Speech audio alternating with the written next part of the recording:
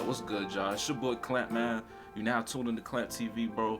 Hey, look, like I said, I'm gonna let y'all know what's going on with this 2K25 news, man. So, I'm gonna go ahead and get into it. So, listen, we got Mike Wang back on Twitter, man. You know, if you've been following, anything 2K related on Twitter, or really just social media, period, Mike Wang done made a return this last couple of days. He usually comes out around like this time anyways, trying to let people know what's going on for like the next upcoming 2K. So this is the first tweet we're gonna start with. So Mike Wang gets a tweet from Obi-Wan, and he asks Mike Wang, did dribble moves get any improvements to make them feel more fluid? We need a freestyle dribble stick so we can chain together our own moves. All the dribble animations felt too clunky last year. Closer to better though. All right, and so I know a lot of people have been complaining about the dribbling this year. I think for the most part, people are saying like you said, it's just too clunky. I feel like people kind of just like the main turnoff for 2K24 is basically the dribbling. Like from what I hear, yes, the shooting's a problem. Y'all know me, like shot contest and steals is kind of like my two biggest things. I feel like neither one of them was done correctly, as well as just defense overall. But offensive wise, yes, dribbling, the dribble heads this year hate 2K24 for the most part. You know what I'm saying? So Mike Wang responded, and Mike Wang says there are two things that dribble heads are going to need to lab on. Many of the moves / combos that you pulled off last year, like the Sham God, are no longer done by branching from a right stick move to a left stick movement. All of those advanced combos have moved to the right stick, along with some new stuff. Okay, so, and then he added on down here too. He says, second, the dribble movement is very different. Launches, turns, stops, etc. And dribble styles can have a big effect on that field too. So you guys will need to experiment, because strats and techniques from past 2Ks may not work this year, and you'll discover new ways to be effective. Basically, that's Mike Wang trying to be the most professional, nicest way of telling people that, listen, the way that you've been dribbling these last couple or few 2Ks is not going to work on 25, because the dribble system is, if not completely different, a lot different. This could either be really good or really bad for dribblers. I'll tell you right now, I feel like regardless of how the dribbling is in 2K25, if the steals are to the point where they're at like this year, people are still not going to like the dribbling, bro. I don't care what the dribbling looks like. If people feel like they could get plucked too easily, they're not going to like it. And it's going to be a part of the community that it doesn't matter, even if steals happen a little bit every now and then, they're still going to complain about steals, bro. I just started to realize with the 2K community, bro, that they pretty much don't want nobody to be able to get a steal off them. Like, it don't matter if you're a pure lock, it doesn't matter like if you're 2A. If they dribbling, they don't want you to be able to steal the ball from them at all. Y'all know me, 2K24, I've said multiple times, I think this problem with steals are the bump steals, especially after somebody gets the rebound. It's too many times that somebody gets the rebound and somebody, particularly a small guard, could just run up, hit square, and get the ball, bro. It happens too often. That's been the 2K for years. I'm not sure why they can't just find a way to get that out of the game, or at least make a foul call happen when somebody goes for that. Either way, they need to address that, because I think that's going to be the biggest thing. Not necessarily the dribble controls, but how you can put them together, and how often could you get the ball stolen from you. That's going to be the key. Mike Wang was, I'll give him credit, he was answering a lot of questions. I didn't feel like all of them was the right questions, but he was answering a lot of questions. So Tyler asked him, I noticed in the 25 trailer that the net on the goal has a different animation after a swish. Are there any other little attention to detail that are being brought to 2K25? Mike Wang says we're actually still working on it, but we're making it a point to add a lot more ball/rim physics variety in NBA 2K25. I guess that's cool or whatever. Do we really care? No, we don't. We don't really care about that. Let's see. Snyder says, hey Mike, what about the dunking sound animations? Seems like we had the same sound effects from dunking the basketball for a while now, especially the screeching sound. Any changes to this? Yo, what the hell are these questions? Like, come on, bro. Mike Wang, these are not the questions we want you to be answering. Like, yes, I know you're probably answering them because you actually have an answer, and maybe some of the more ones that the community really wants to know about, either you don't have a real good answer for, or you just can't reveal about it. But like nobody cares about like the dunk and sound animations. And this one dude has to be maybe the one dude I've ever heard care about the sound of dunking the ball. Like, but Mike Wang says, I actually hit up our audio team about the squeaky rim and they removed it. I believe they also updated more dunk sound effects too, but I'm not 100% certain. I know they get all the sound effects from the actual venues though. Okay, that's cool. Whatever, right? Let's keep going. So Mike Wang shared a screenshot of the Discord, right? So the question was on the courtside report, it says you added over 9,000 animations. Can you tell us more? He says we've added over 9,000 new pro play animations in 25, bringing the total to 14,600. From the main gameplay categories, there are 1,500 dribble sequences, 1,100 shot, 1,300 motion, 800 rebound, 1,000 passes, 434 dunks, 550 blocks, 1,110 layups that are new to NBA 2K25, and there are plenty more in other miscellaneous areas. So y'all know how I feel about this whole 9,000 animation thing, man. I said it yesterday in the stream.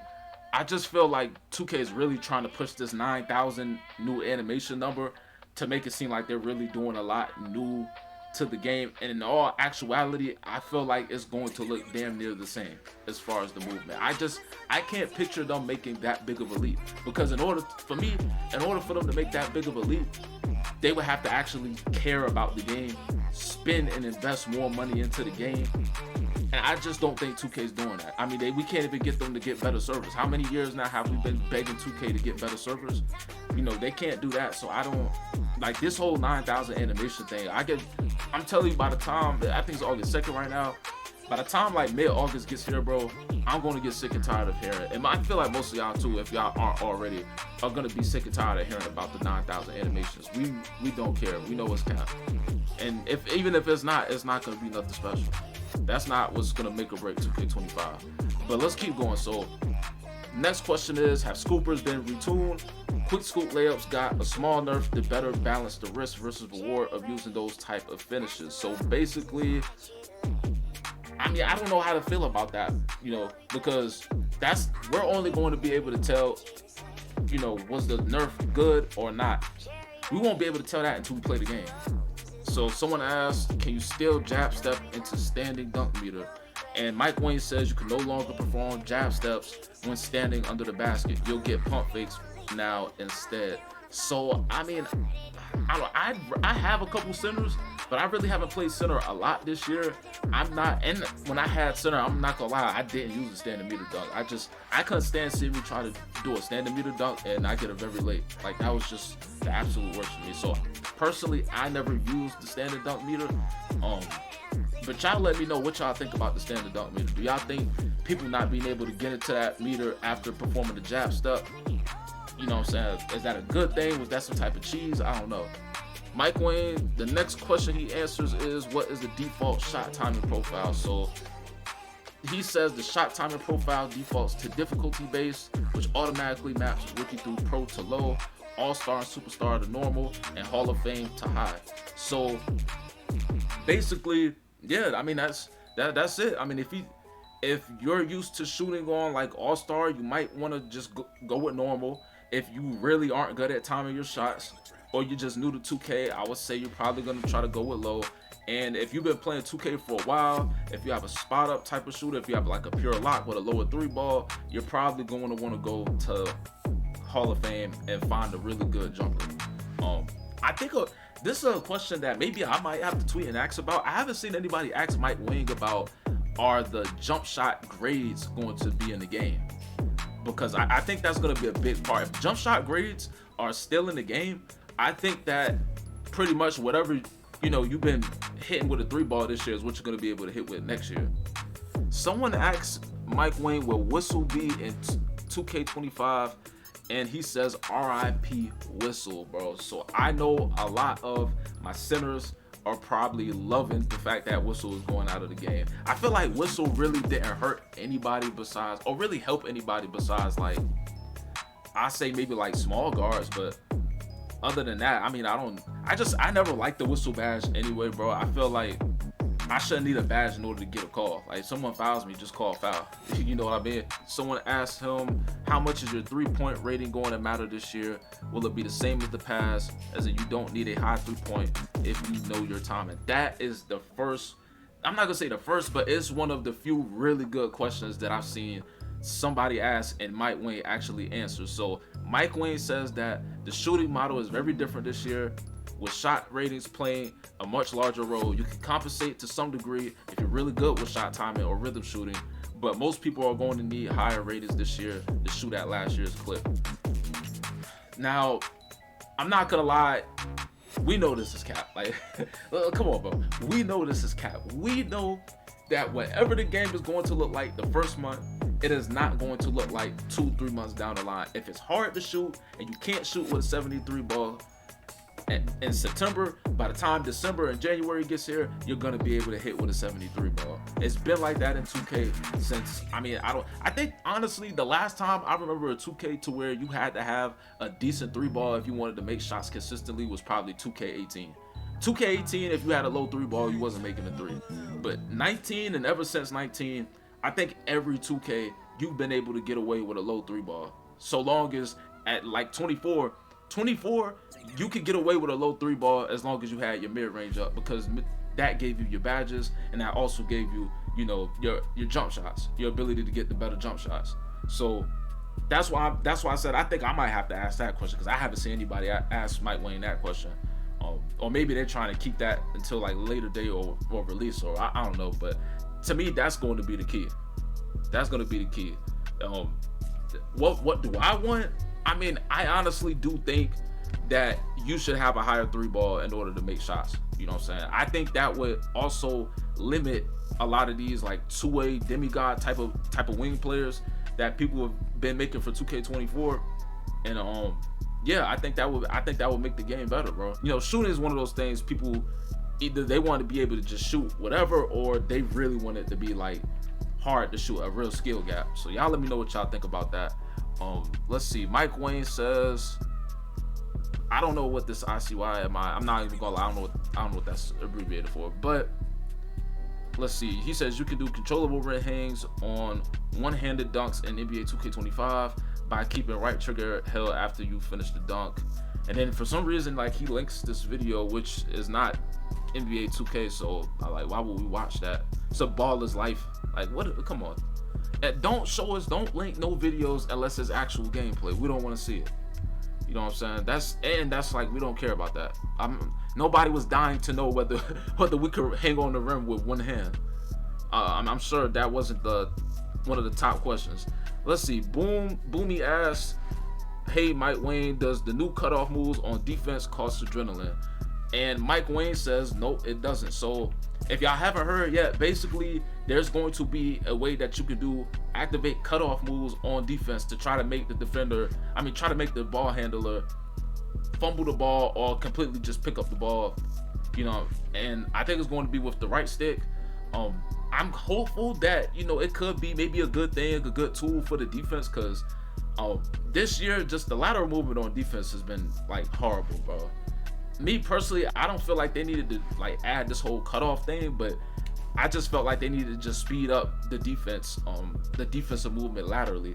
So this makes me think this cutoff move thing actually makes me think that the lateral speed on defense is the same, but they've just added this little mechanic to try to help defenders not get like glitch by when somebody's doing like a move across crossover or something like that. Hopefully, I don't know. So someone asked in the Discord, is there any penalty for playing off-ball defense? So y'all know this has kind of been a thing in the community. A lot of people have been calling out players, especially like on Play Now, for playing off-ball defense. I've been playing 2K since like 2K6. I could tell you for like the first 10 years I was playing 2K, if you played off-ball, you was immediately shunned. Like, especially like before everybody was playing like online. Like if you went to over your friend's crib and you played off-ball defense, like the game didn't even count. Like you couldn't even, like, it was over. You couldn't even play. You know what I'm saying? Online, like if you seen anybody playing off-ball defense, they immediately got called out for it on mic. Like that was. Now I kind of feel like everybody, or damn near everybody, likes to play off-ball defense. Me personally, I still play on-ball defense. I just like controlling, what goes on. But Mike Wang answers that, and he says there's no explicit penalty for playing off-ball, but there are definite advantages to manually controlling the on-ball defender. User-controlled defenders get a slight boost to their contest scores compared to AI-controlled teammates. Also, users can take advantage of the new defensive cutoff mechanic to get more jam-ups and fumbles against the ball handler.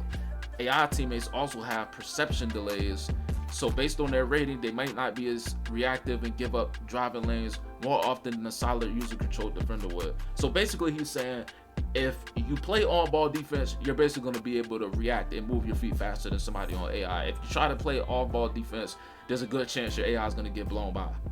Basically, I'm going to keep y'all up to date with what's going on, man. On August 5th, I will be giving my reaction to the My Player and My Career reveal, man.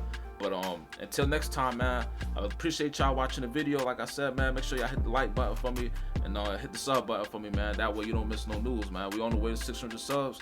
And until next time, man, I'll see y'all later.